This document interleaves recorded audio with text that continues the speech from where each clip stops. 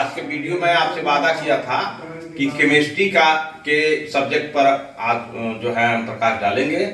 तो आज 16 तारीख है। आइए केमिस्ट्री के विषय में प्रारंभ से ही हम आपको बता रहे हैं, जो कक्षा 2 से लेकर के और MSc तक काम आता है और इसी में से समान अध्ययन की चीजें IAS में पूछी जाती है। तो आइए चलते हैं रसायन विज्ञान के विषय में। तो रसायन विज्ञान को अंग्रेजी में केमिस्ट्री कहते हैं और रसायन विज्ञान जो है रसायन विज्ञान, ये मत समझिएगा कि हम जो लिख रहे हैं और जो आपके पास टाइम दे रहे हैं इसको मजाक में मत लीजिएगा। मैं बहुत निचले स्तर से चल रहा हूँ कि कोई भी विद्यार्थी हमारा अगर जो है नीचे छोटी छोटी चीजें अगर कंसेप्ट में नहीं है तो कंसेप्ट में आ जाएगी, इसलिए बता रहा हूँ। रसायन विज्ञान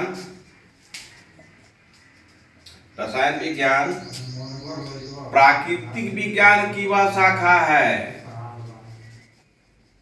प्राकृतिक विज्ञान, रसायन विज्ञान, यही को आपको ध्यान में रखना है। रसायन विज्ञान प्राकृतिक विज्ञान की वह शाखा है,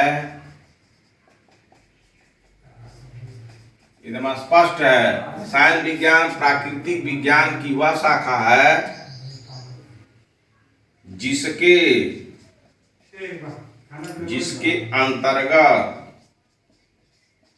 अंतर्गत पदार्थों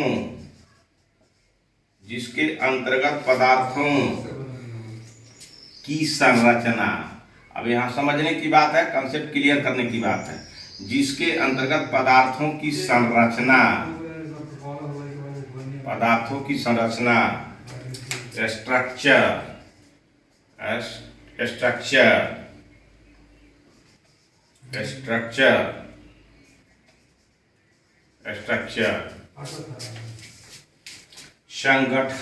संगठन, कंपोजिशन,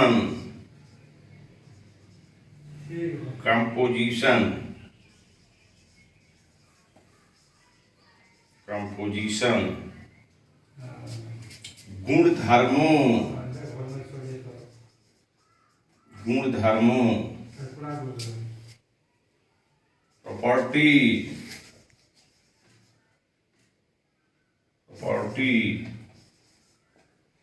ये चीज याद रखना है आपको।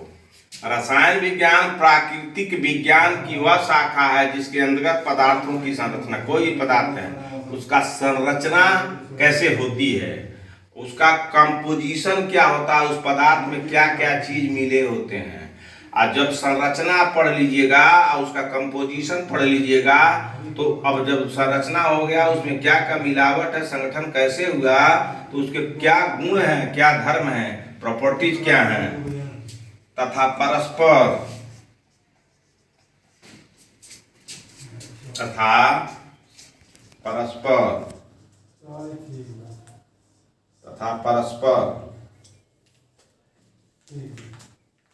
रासायनिक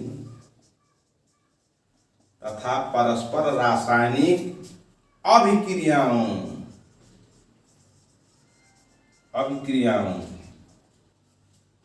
और उनके परिणामों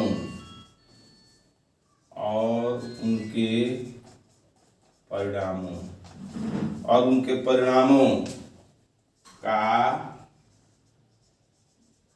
अध्ययन किया जाता है। उनके परिणामों का अध्ययन किया जाता है। तो केमिस्ट्री क्या है? प्रकृति हमने आपको बताया था ना कि विज्ञान 3 तरह के हैं, बहुत पहले बता दिए थे।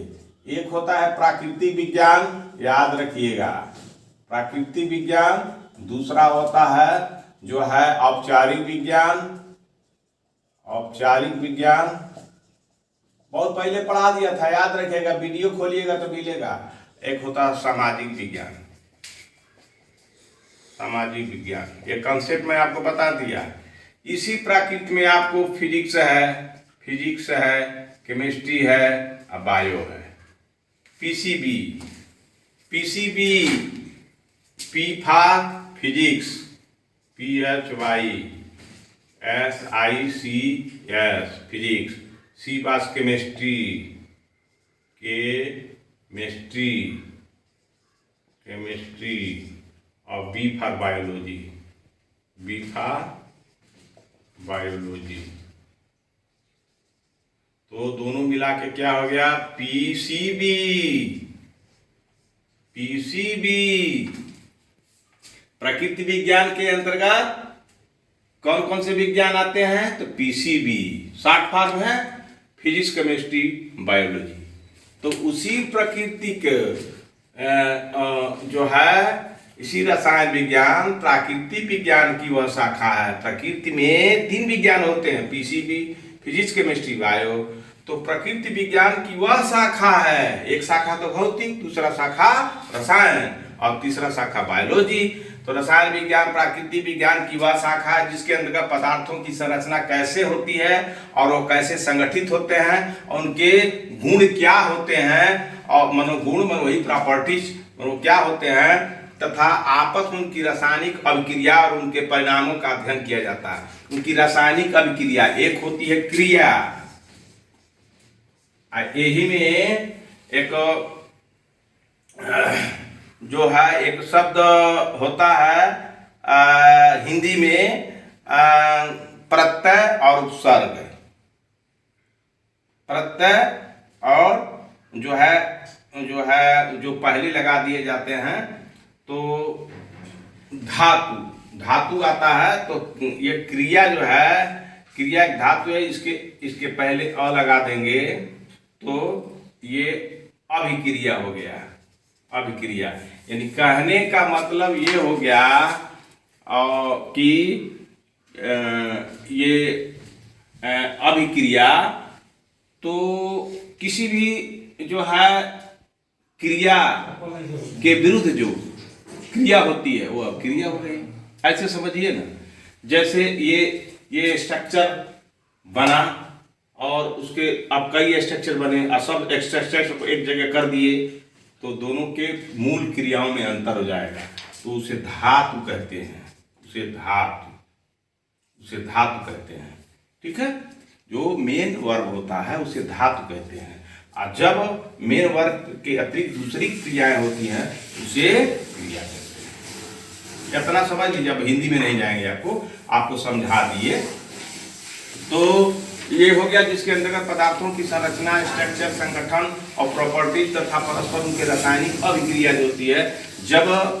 जब ये परमाणुओं के मिलने से जो है एक संरचना बनती है किसी पदार्थ की, तो वो पदार्थों की संरचना में कई तरह के मिलावट होती है। कंपोजिशन माने मिलावट, और मिल करके संगठन बनाते हैं। जब संगठन बना लेते हैं तो उनके मूल धातु की जो क्रियाएं होती है बदल जाती हैं और दूसरा उसकी क्रियाएं हो जाती है, उसे प्रॉपर्टीज कहते हैं, और उनके रासायनिक अभिक्रियाओं और उनके परिणामों का अध्ययन किया जाता है। अब आइए, इतना कंसेप्ट आप समझ लिए तो आपका दिमाग खुल जाएगा, और तब आईएएस के कोई भी किस तरह का सवाल आएगा तो आप उसमें समझदारी आपकी बढ़ जाएगी। यहाँ समझदारी बढ़ाने के लिए ही मैं आपको मेहनत कर रहा हूँ कि आपकी समझदारी किसी न किसी तरह से बढ़ जाए।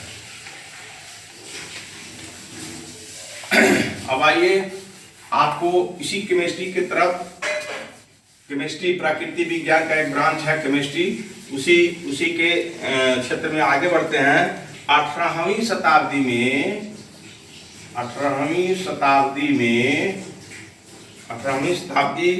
के फ्रांसीसी रसायन शास्त्री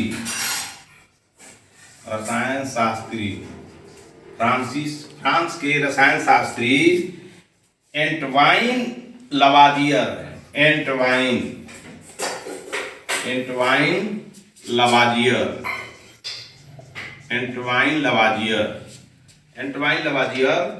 जो है एंटवाइन लवाजियर,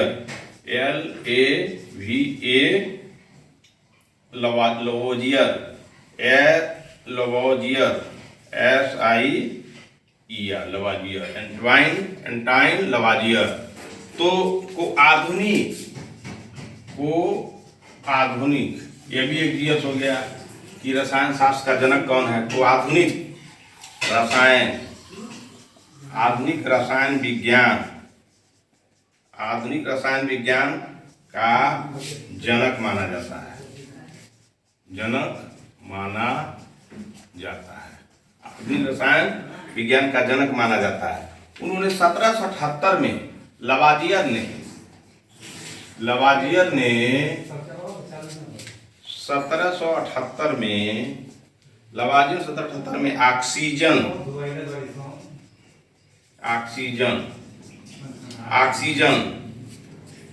तथा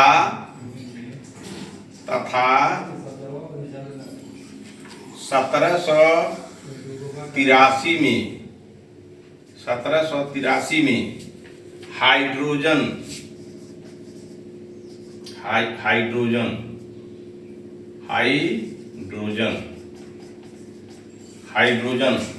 की पहचान किया, हाइड्रोजन की पहचान किया तथा उनका नामकरण किया तथा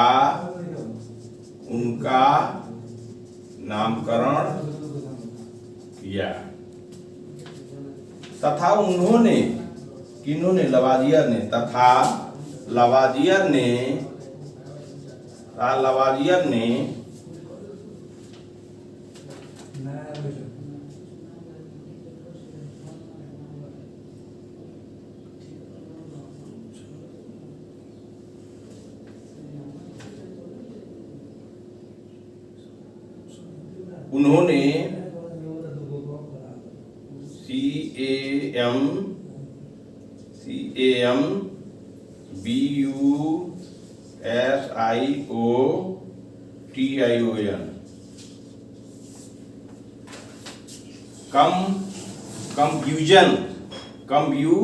कंफ्यूजन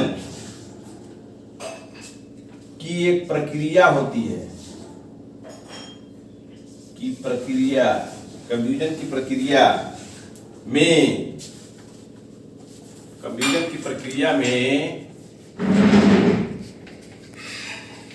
में ऑक्सीजन की भूमिका को भी स्पष्ट किया, प्रक्रिया में ऑक्सीजन की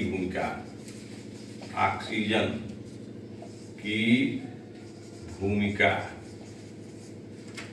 को स्पष्ट किया।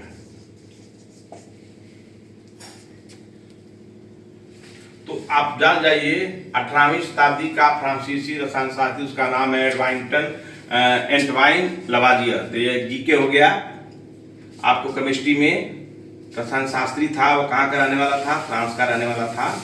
और एंटवाइन जो है लवाजियर को जो आधुनिक जो रसायन शास्त्र है केमिस्ट्री का पिता माना जाता है। लवाजियर 1783 में 78 में ऑक्सीजन और 1783 में हाइड्रोजन को पहचाना कि हाइड्रोजन क्या है, और 1788 में 78 में ऑक्सीजन को पहचाना और 1783 में हाइड्रोजन को पहचाना। अब पहचान किया था, इनका नामकरण भी किया। अगर पूछ रहा हाइड्रोजन का नामकरण जो है, हाइड्रोजन नामक रसायन और ऑक्सीजन नामक रसायन का पहचान किसने किया? तो लवाजियर। तो जी के ये भी हो गया आपको रसायन शास्त्र में किया। तथा लवाजियर ने कंबूजन की प्रक्रिया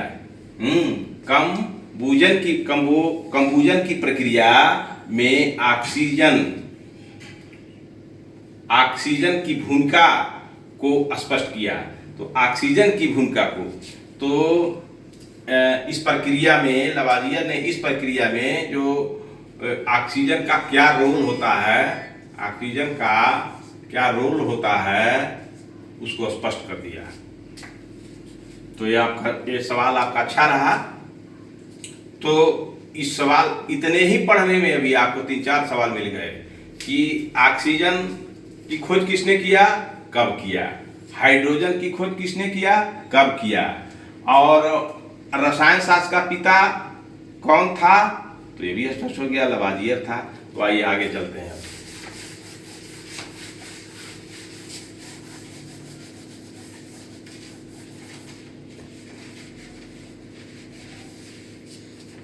रसायन विज्ञान की प्रमुख शाखाएं भी हैं।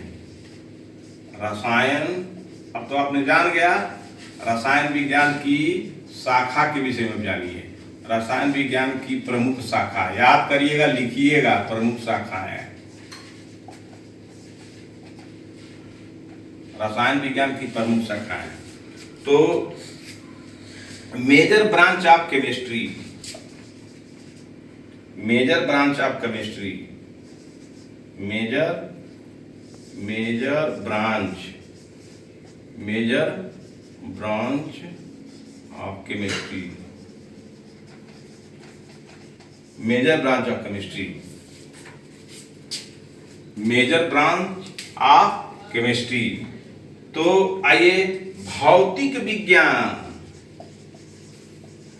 भौतिक विज्ञान, भौतिक विज्ञान एवं जीव विज्ञान, भौतिक विज्ञान एवं जीव विज्ञान, जीव विज्ञान, भौतिक विज्ञान एवं जीव विज्ञान के साथ भौतिक विज्ञान एवं जीव विज्ञान के साथ विज्ञान की एक प्रमुख शाखा के रूप में, विज्ञान की एक प्रमुख शाखा के रूप में, विज्ञान की एक प्रमुख शाखा के रूप में, एक प्रमुख शाखा के रूप में, एक प्रमुख शाखा के रूप में रसायन विज्ञान का विषय क्षेत्र अत्यंत व्यापक है। प्रमुख शाखा के रूप में रसायन विज्ञान, रसायन विज्ञान, रसायन विज्ञान का क्षेत्र बहुत व्यापक है, बहुत व्यापक है, बहुत व्यापक है। परंतु अध्ययन की सुविधा की दृष्टि से, मतलब आपको ही बताया जा रहा है, जब रसायन शास्त्र का जो क्षेत्र व्यापक है तो अध्ययन की सुविधा कैसे आप बढ़िया से अध्ययन करिएगा, इसके लिए इसको पार्ट वाइज पार्ट पढ़ने में आसानी होगी। तो विज्ञान के क्षेत्र बहुत व्यापक है। अध्ययन की सुविधा की दृष्टिकोण से, अध्ययन की सुविधा की दृष्टिकोण से,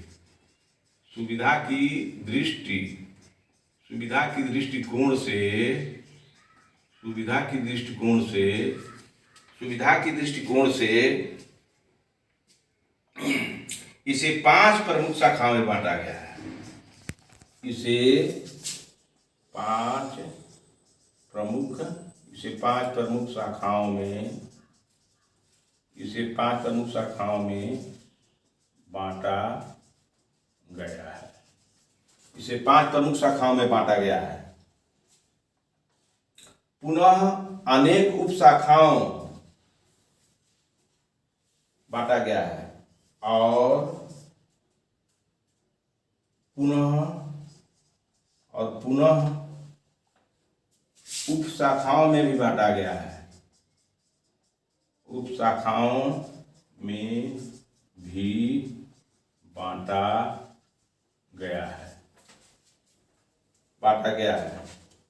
जिनका जो है डाटा हम बता रहे हैं, जिनका डाटा एवं वर्गीकरण जानने योग्य है।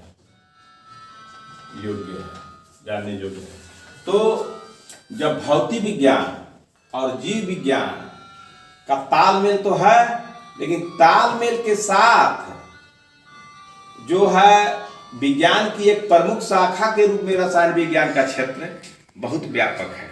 इन लोग के तालमेल के साथ रसायन विज्ञान का जो क्षेत्र है बहुत बड़ा है। इसीलिए आईएएस में इसको रखा गया है कि रसायन भी कुछ जानिए। तो अध्ययन की सुविधा, विद्यार्थी को अध्ययन करने में कठिनाई न हो, सरलता आ जाए, उसी की दृष्टिकोण से इसको 5 शाखाओं में बांट दिया गया है कि अब रसायन विज्ञान अगर है तो कितना रसायन है, तो उसी रसायनों को अलग अलग उप शाखाओं में बांट दिया गया है, जिनका वर्गीकरण जो है जानने योग्य है। तो आइए हम देखें कौन कौन सी रसायन विज्ञान की शाखाएं हैं। तो आइए हम देखते हैं रसायन विज्ञान की शाखाएं कौन कौन है, उसको आपको जानना बहुत बेहद जरूरी है। तो ये रसायन विज्ञान है, प्रमुख शाखाएं। तो आइए नंबर 1 में आ जाइए, कार्बनिक रसायन। कार्बनिक कार्बनिक रसायन, organic chemistry, organic organic chemistry, organic chemistry, organic chemistry. अकार्बनिक रसायन, नहीं कार्बनिक रसायन, ऑर्गेनिक केमिस्ट्री, कार्बनिक रसायन। और दूसरा है अकार्बनिक रसायन, अकार्बनिक रसायन, अकार्बनिक रसायन, जिसे इन माने नहीं, in organic chemistry, organic organic chemistry,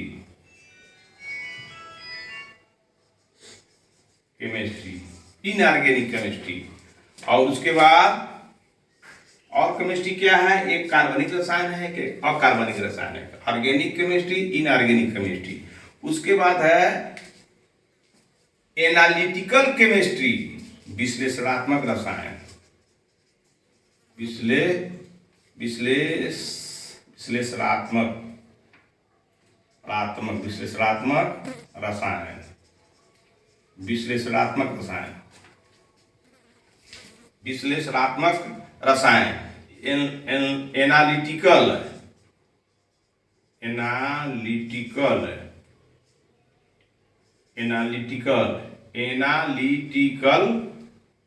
chemistry,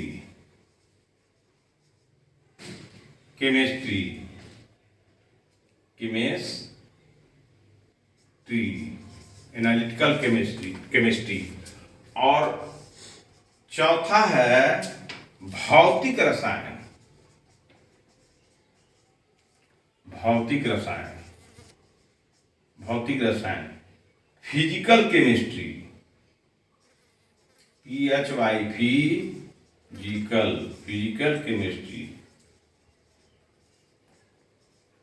physical chemistry. उसके बाद जैव रसायन,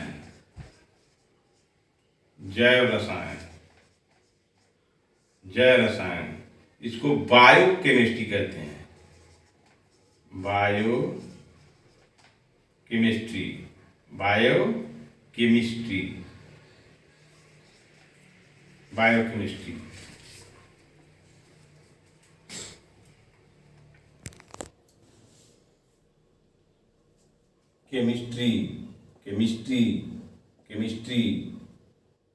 केमिस्ट्री।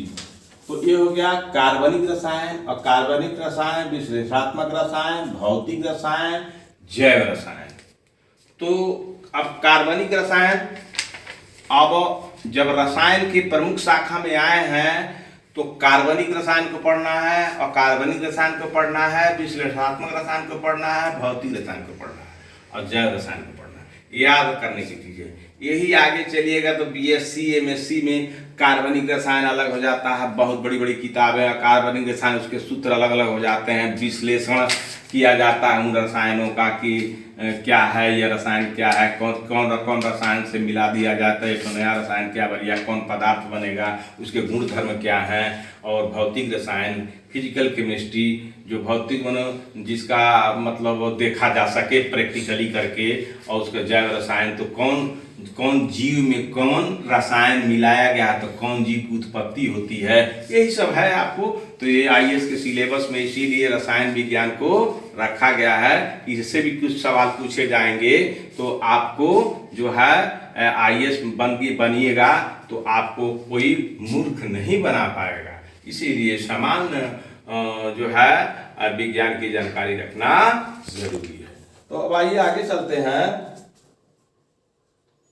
कि अभी तो हो गया रसायन विज्ञान की प्रमुख शाखाएं, आप लिख लिए होंगे और जान भी गए कि 5 प्रकार की होती है रसायन की प्रमुख शाखाएं। अब आइए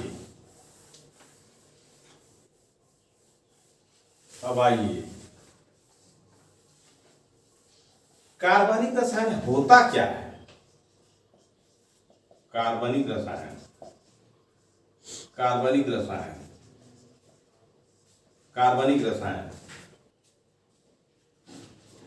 रसायन जो होता क्या है, तो ऑर्गेनिक केमिस्ट्री इसको कहते हैं, organic organic organic chemistry, organic chemistry, organic chemistry. तो इसके अंतर्गत, ऑर्गेनिक केमिस्ट्री के अंतर्गत, इसके अंतर्गत कार्बन हाइड्रोजन, कार्बन एवं हाइड्रोजन, कार्बन एवं हाइड्रोजन से युक्त मतलब मिला दिया जाता है। कार्बन को हाइड्रोजन को मिला दिया जाता है, तो कार्बन हाइड्रोजन से युक्त रासायनिक रासायनिक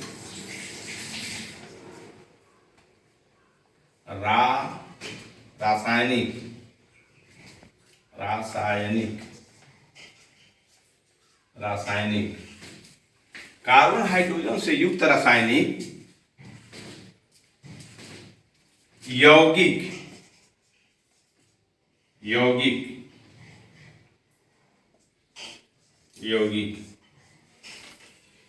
का मतलब होता है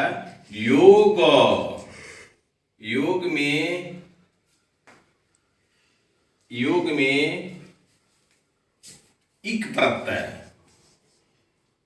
प्रत्यय जोड़ दिया जाता है, इक प्रत्यय, तो हो जाएगा यौगिक। क्या हो जाएगा? यौगिक। तो मानो यौगिक का मतलब हो गया हाइड्रोजन और कार्बन और हाइड्रोजन से मिला हुआ रासायनिक यौगिक। मानो जब ये जुड़ा तो यौगिक बन गया। यौगिक केमिकल कंपाउंड्स, अब केमिकल रसायन, तो केमिकल यौगिक, केमिकल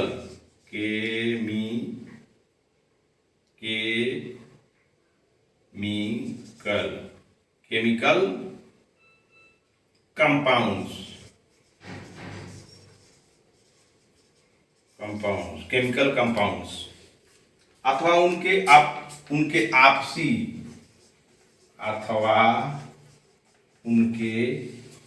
आपसी केमिकल कंपाउंड्स अथवा उनके आपसी या अन्य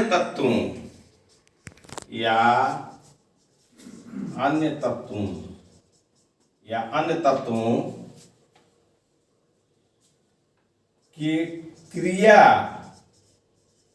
का अध्ययन किया जाता है। उदाहरण, एग्जाम्पल में आइए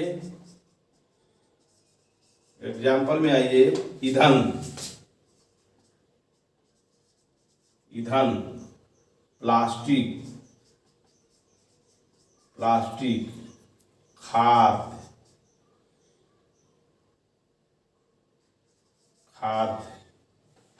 योजक, फूड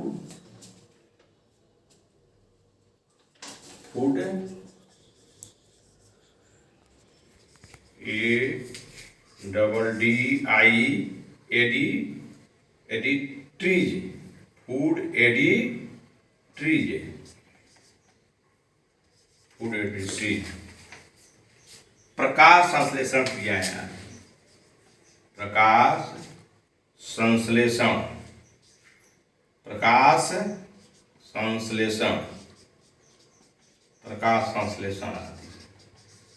अभी क्या हुआ? कार्बनिक रसायन में, ऑर्गेनिक केमिस्ट्री के अंतर्गत कार्बन हाइड्रोजन से मिली जुली एक रासायनिक यौगिक बनता है। इसे केमिकल कंपाउंड्स अथवा उनके आपसी या अन्य तत्वों के क्रिया का अध्ययन किया। आपसी जो तत्व मिले हैं आपस में, वो क्रिया क्या करते हैं, वो उसे हम कार्बनिक रसायन कहते हैं। तो एग्जाम्पल में ईंधन वैसे थोड़ा हो जाता, प्लास्टिक वैसे थोड़ा होता, इसमें कार्बन और हाइड्रोजन जरूर मिला रहता है। खाद्य योजक, फूड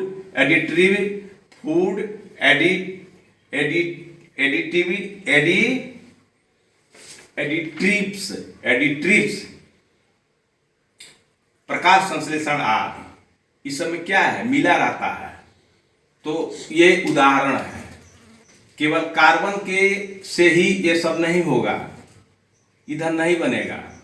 प्लास्टिक केवल कार्बन से नहीं बनेगा, उसमें हाइड्रोजन का मिक्स रहता है।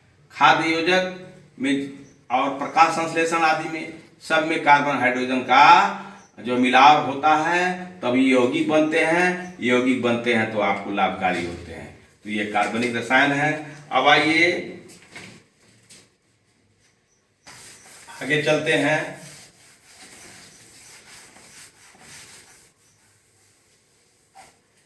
आगे चलते हैं। अब इसके कार्बनिक रसायन के कितने कितने पार्ट होते हैं। तो अब आइए कार्बनिक रसायन। कार्बनिक रसायन, organic chemistry, organic chemistry, organic chemistry. अब आइए ऑर्गेनिक केमिस्ट्री में वन हो गया औषधि रसायन। औषधि रसायन, औषधि रसायन, medicine, medical, medicinal chemistry, medicinal chemistry, medicinal chemistry, medicinal, medicinal chemistry, medicinal chemistry,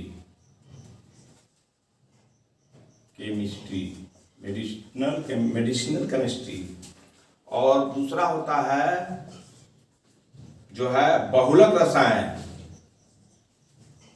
बहुलक रसायन, बहुलक रसायन, इसको कहते हैं polymer chemistry.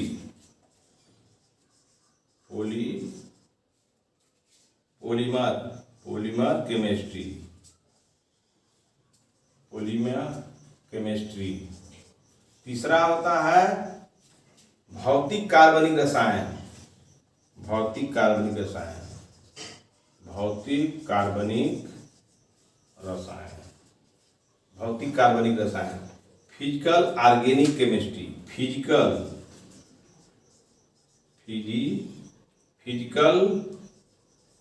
Organic chemistry, organic chemistry. और कार्बनिक धात्विक रसायन, औषधीय रसायन, बहुलक रसायन और एक विन्यास रसायन। विन्यास रसायन, विन्यास रसायन, विन्यास रसायन। याद करने की चीज है विन्यास रसायन। Stereochemistry, एस्ट्रियो,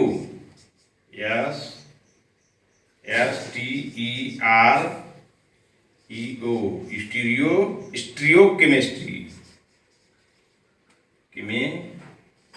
stereo chemistry. और इसी का एक पांचवा है कार्बन धात्विक रसायन। कार्बन धात्विक, कार्बन धात्विक रसायन, कार्बन धात्विक रसायन। इसको आर्गेनोमेटालिक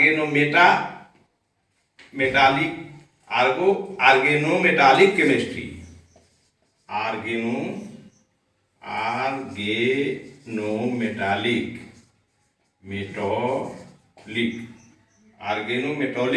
केमिस्ट्री, ऑर्गेनोमेटालिक केमिस्ट्री। तो कार्बनिक रसायन में औषधि रसायन, बहुलक रसायन, भौतिक कार्बनिक रसायन, विन्यास रसायन और कार्बन धात्विक रसायन, मानो इतने तरह की रसायनें होती हैं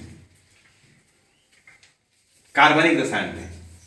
ऑर्गेनिक केमिस्ट्री में ये पढ़ना होता है।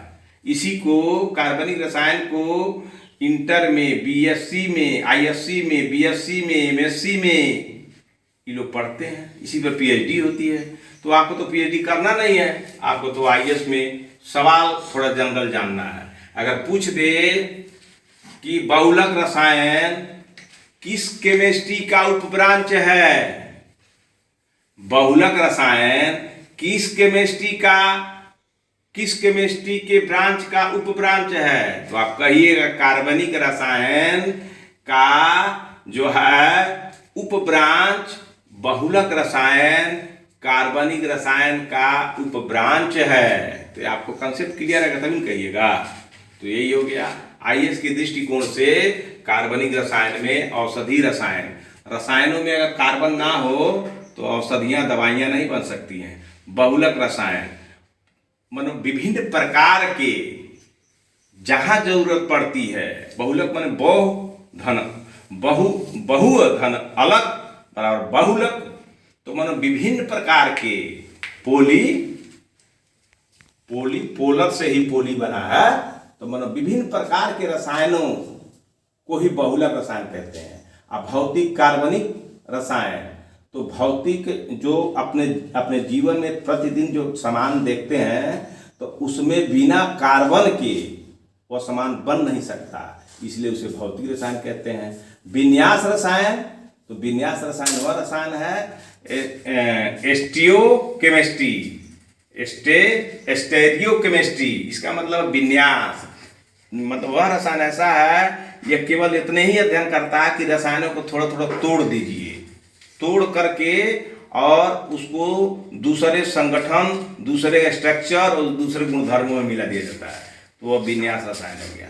अब कार्बन धात्विक रसायन, अब कार्बन को धातु में बनाना है, कोई धातु में उसका धातु बनाना है तो उसमें कार्बन की जरूरत होती है, तो बिना कार्बन के धात्विक रसायन का निर्माण नहीं होगा। इसलिए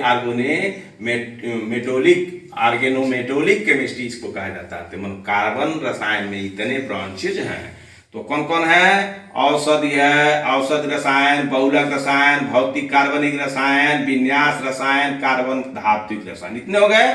तो आइए अब दूसरा चलते हैं, वही जो मैं पढ़ाया हूँ जो है कार्बनिक रसायन, अकार्बनिक रसायन, विश्लेषणात्मक रसायन, और आपको पढ़ाया और उसके भौतिक रसायन, उसको जैव रसायन। तो मैं केवल कार्बनिक रसायन के ही इतने 5 पार्ट बताए, ये सब ब्रांचेज हैं। तो आइए अब आपको ले चलते हैं जो है अकार्बनिक रसायन में। अकार्बनिक रसायन,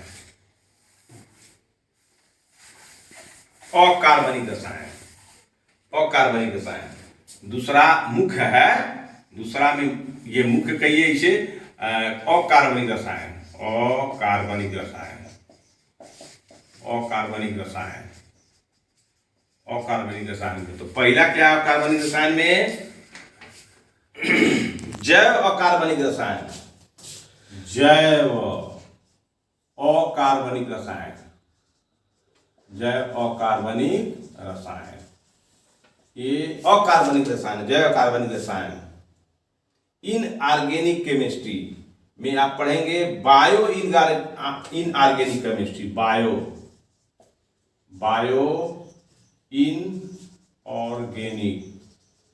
इनऑर्गेनिक केमिस्ट्री,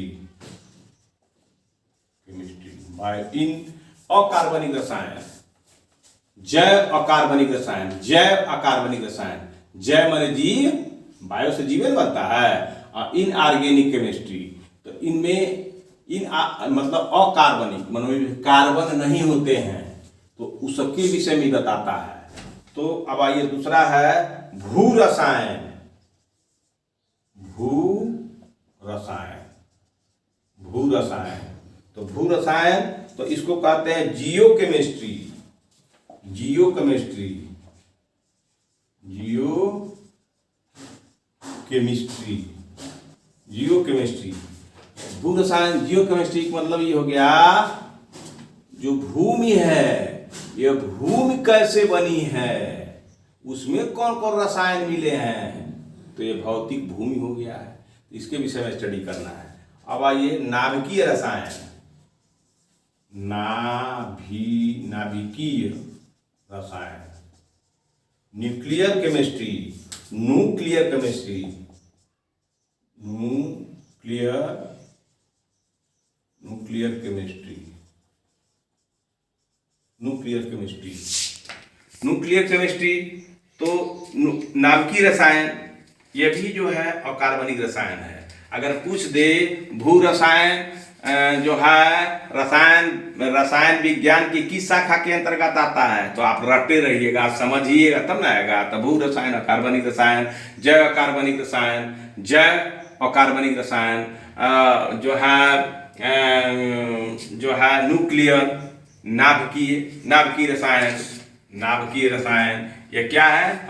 नाभिकीय रसायन, अकार्बनिक रसायन, भू रसायन, अकार्बनिक रसायन, जैव कार्बनिक रसायन, और आइए पदार्थ रसायन, पदार्थ रसायन, पदार्थ रसायन, पदार्थ रसायन, पदार्थ रसायन,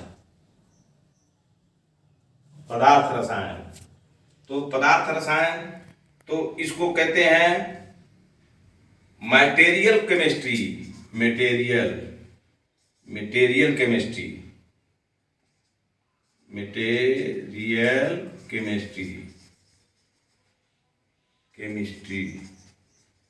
मटेरियल केमिस्ट्री।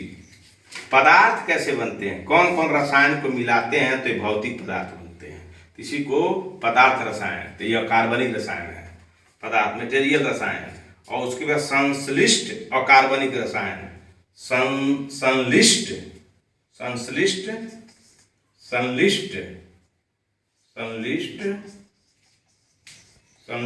अकार्बनिक रसायन, संश्लिष्ट अकार्बनिक रसायन। इसे कहते हैं सिंथेटिक इनऑर्गेनिक केमिस्ट्री, सिंथेटिक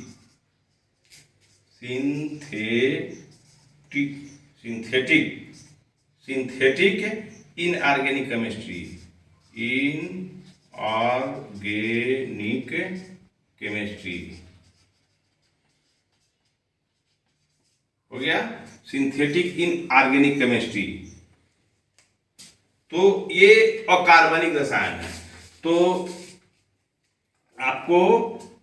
आपको अगर पूछा जाए जैव अकार्बनिक रसायन किस रसायन के अंतर्गत आता है, तो कार्बनिक रसायन। भू रसायन किस ऑर्गेनिक केमिस्ट्री किस रसायन के तहत आता है, तो अकार्बनिक रसायन। और नाभिकीय रसायन किस केमिस्ट्री के अंतर्गत आता है, तो अकार्बनिक रसायन। पदार्थ रसायन किस रसायन के अंतर्गत आता है, तो अकार्बनिक रसायन। संश्लिष्ट अकार्बनिक रसायन किसके अंतर्गत आता है, तो आप जो है आप अकार्बनिक रसायन के अंतर्गत लाइएगा। तो इतना आप जान गए। एक कार्बनिक रसायन के अंतर्गत 5 चीजें है, अकार्बनिक रसायन के अंतर्गत 5 चीज है, उप ब्रांचेज है। अब आइए विश्लेषणात्मक रसायन के अंतर्गत क्या क्या पढ़ना है, ये सब चीजें याद करने की। विश्लेषणात्मक रसायन, एक कार्बनिक रसायन, एक अकार्बनिक रसायन, और एक जो है विश्लेषणात्मक रसायन। विश्लेषणात्मक रसायन, विश्लेषणात्मक रसायन, विश्लेषणात्मक रसायन। Analytical chemistry, analytical chemistry, analytical chemistry. तो ये इसमें क्या पढ़ा जाता है, तो इसमें पढ़ा जाता है जो है, इसमें पढ़ा जाता है जो है forensic chemistry, forensic chemistry, forensic रसायन, फोरेंसिक रसायन। तो इसको अंग्रेजी में कहते हैं forensic, FORENSIC, forensic chemistry, forensic chemistry. और पर्यावरणीय रसायन, पर्यावरणीय रसायन, पर्यावरणीय रसायन, पर्यावरणीय रसायन, इन्वायरमेंटल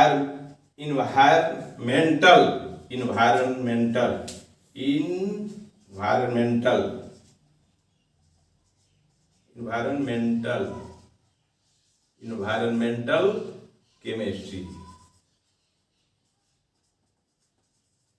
इन्वायरमेंटल केमिस्ट्री।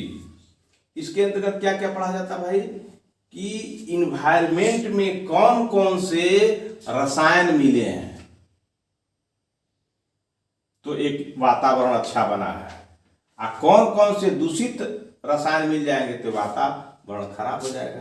तो विश्लेषणात्मक रसायन में जो है ये आपको पढ़ना है, फॉरेंसिक रसायन और विश्लेषणात्मक, फॉरेंसिक रसायन और पर्यावरणीय रसायन और जैव विश्लेषणात्मक रसायन, जैव विश्लेषणात्मक रसायन,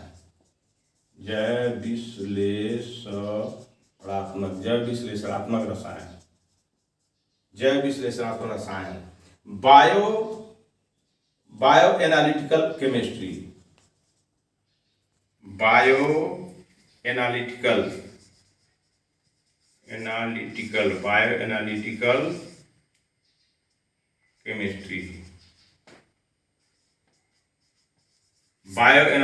केमिस्ट्री, ये आपको विश्लेषणात्मक रसायन के अंतर्गत आते हैं। तो एक कार्बनिक रसायन याद कर लीजिए, एक अकार्बनिक रसायन याद कर लीजिए, तीसरा है विश्लेषणात्मक रसायन। तो विश्लेषणात्मक रसायन में 3 रसायन का अध्ययन किया जाता है, फॉरेंसिक रसायन, पर्यावरणीय रसायन और जैव विश्लेषणात्मक रसायन। जीवों का विश्लेषण किया जाता है कि जीवों में कौन कौन से रसायन हैं, इसी बायो एनालिटिकल केमिस्ट्री का के अंतर्गत है, मतलब विश्लेषणात्मक रसायन के अंतर्गत ही आता है। ठीक है, अब आइए आपको भौतिक रसायन,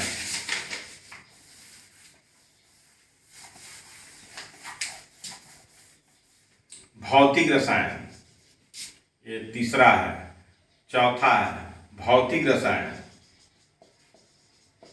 भौतिक रसायन, भौतिक रसायन, physical chemistry, physical chemistry, physical chemistry. तो इसमें आइए आपको प्रकाश रसायन, पहला है प्रकाश रसायन, प्रकाश रसायन, प्रकाश रसायन, photo chemistry, photo chemistry, photo chemistry. दूसरा है रसायन गतिकी, प्रकाश रसायन, प्रकाश में जो प्रकाश है, जो आता है प्रकाश, ये जैसे हमारे दिमाग में है, आपके दिमाग में है, हम देखते हैं और हमको प्रकाश दिखाई देता है। इसमें कौन कौन से रसायन मिले हैं कि दिमाग से आंख के द्वारा देखा जाता है। तो इसी को जो पढ़ता है तो आंख का अच्छा डॉक्टर होता है, आई स्पेशलिस्ट होता है। तो प्रकाश रसायन, फोटो केमिस्ट्री और रसायन गतिकी, रसायन गतिकी, रसायन गतिकी, chemical, chemical, chemical kinetics, chemical kinetics, chemical kinetics, KINATI,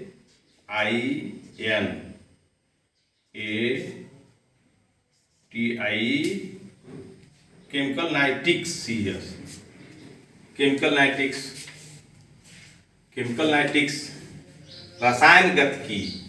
अब कौन रसायन शरीर में रहेगा और कौन रसायन किसी संचार में रहेगा तो गति पैदा होगी, इसी का अध्ययन किया जाता है। इसीलिए मैंने आपको बता दिया कि ये भौतिक रसायन में प्रकाश रसायन पढ़ा जाएगा, रसायन गतिकी पढ़ा जाएगा, विद्युत रसायन पढ़ा जाएगा। तीसरा विद्युत रसायन, विद्युत रसायन, इलेक्ट्रो केमिस्ट्री, इलेक्ट्रोकेमिस्ट्री,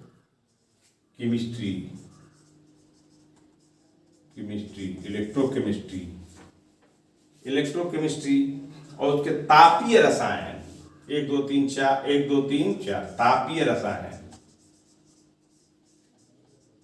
तापीय रसायन को अंग्रेजी में कहते हैं थर्मोकेमिस्ट्री,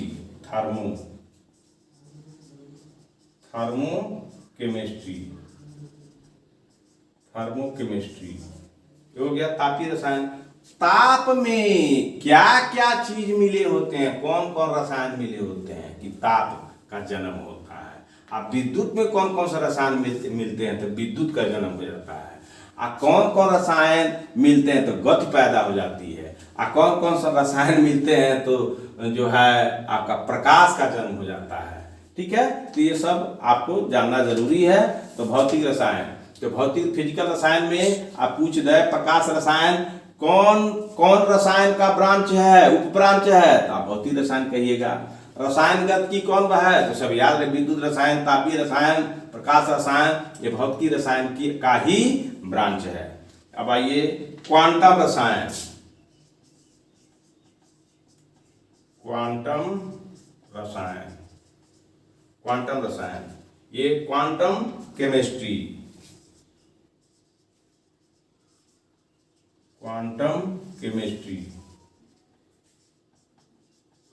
क्वांटम केमिस्ट्री और अंतिम है स्पेक्ट्रोस्कोपी, स्पेक्ट्रोस्कोपी।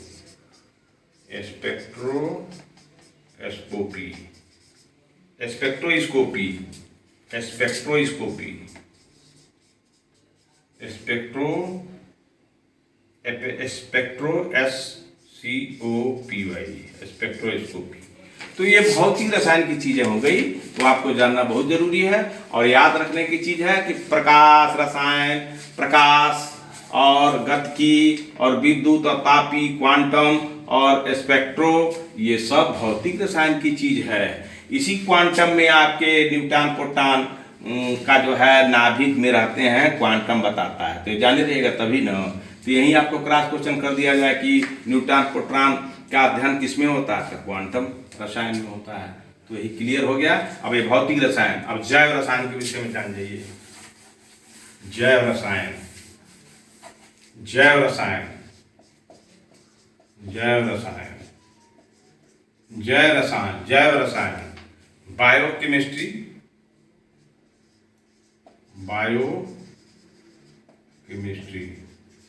बायोकेमिस्ट्री। तो आणविक जैव रसायन, नंबर 1 आणविक जैव रसायन, आणविक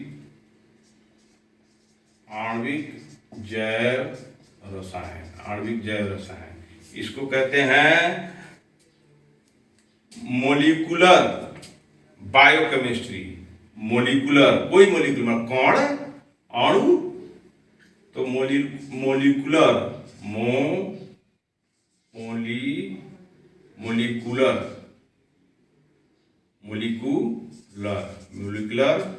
बायोरसायन, बायोकेमिस्ट्री, मोलिकुलर बायोकेमिस्ट्री। आणविक जैव रसायन, किसी भी जीव में कौन कौन से अणु मिलते हैं तो जीव बन जाता है। रसायन विज्ञान के कौन कौन से अणु मिलते हैं तो जीव बन जाता है, इसी को मोलिकुलर बायोकेमिस्ट्री कहते हैं। ठीक है, इसी को बेहतर से और आगे बढ़ता है लोग तो डॉक्टर बनता है। और तापीय रसायन के जो है आणविक जैव रसायन और जो है विषयक जैव रसायन,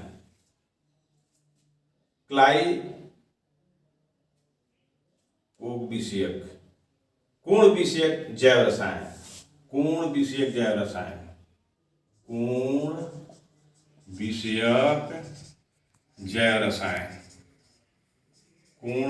जैव रसायन, इसको कहते हैं क्लिनिकल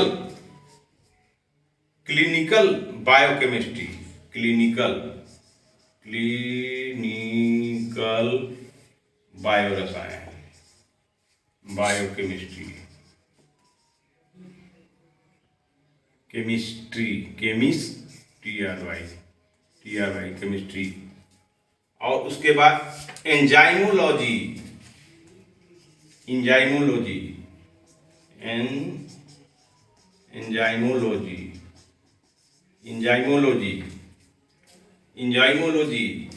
और कृषि जैव रसायन, कृषि जैव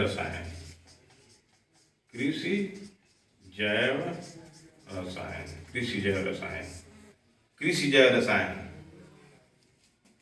एग्रीकल्चरल बायोकेमिस्ट्री, एग्रीकल्चरल बायोकेमिस्ट्री, और आनुवंशिकी, और पांचवा है आनुवंशिकी,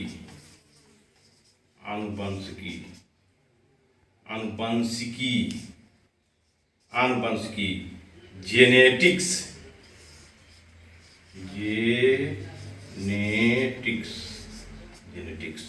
अनुवंश मनो पीढ़ी को।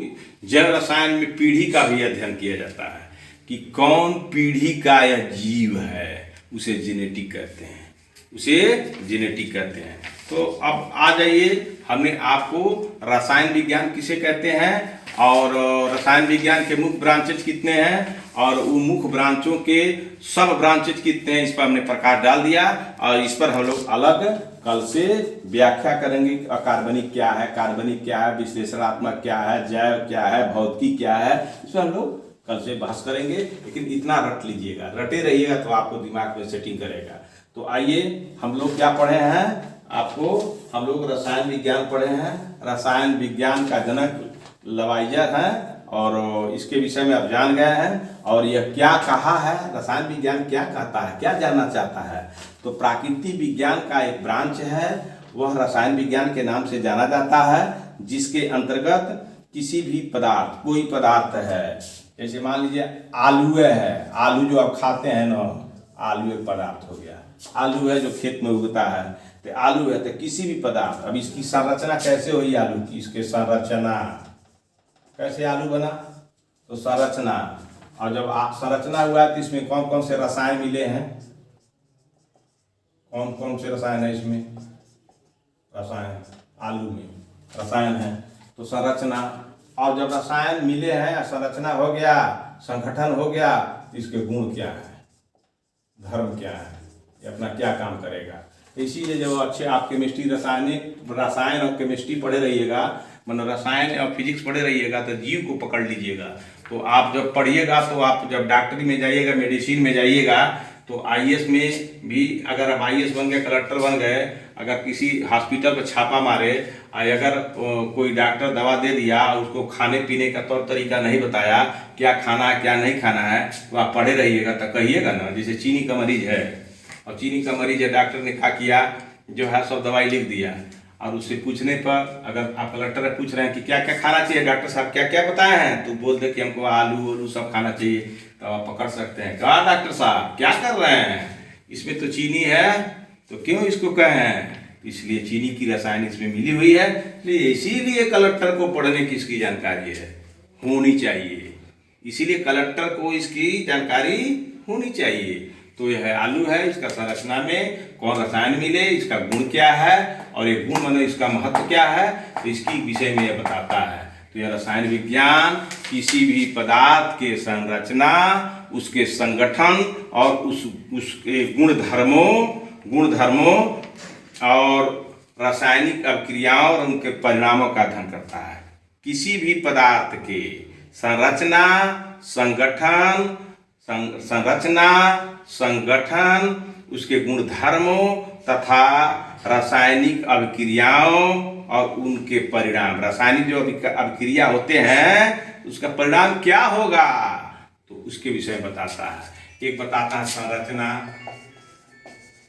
संरचना और उसके बाद संगठन,